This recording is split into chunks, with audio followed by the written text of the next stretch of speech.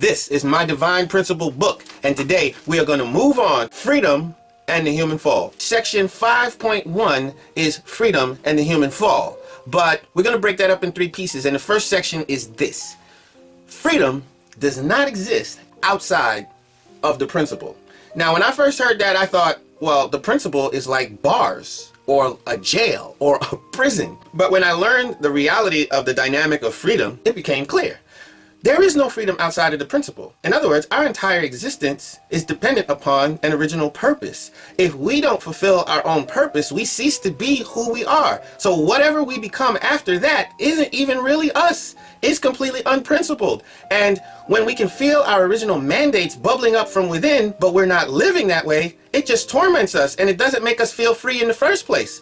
So really the only thing that makes us feel that smooth and, sky's the limit feeling is when we're growing along our purpose, when we're embracing our purpose. There is no freedom outside of this principle of what we were made for. And we were made to be the lords of creation. We were made to manage all the levels of give and take relationships where, there's all this whole purpose issues and these lesser purposes. We were meant to make sure that those things are in order. Now, in the mind of an original person, the free will that the original person experiences is the mind of God. That is the mind of principle.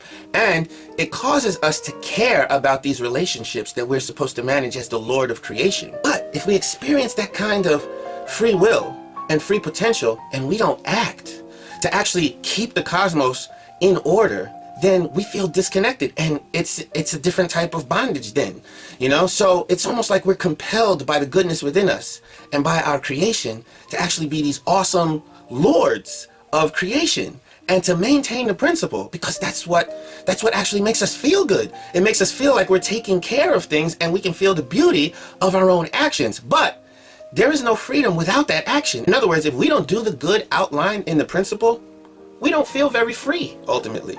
And we don't feel like goodness abounds, and we don't feel like we're a part of good actions and good activity, okay? So freedom really can only exist within the principle. All right, like, share, subscribe.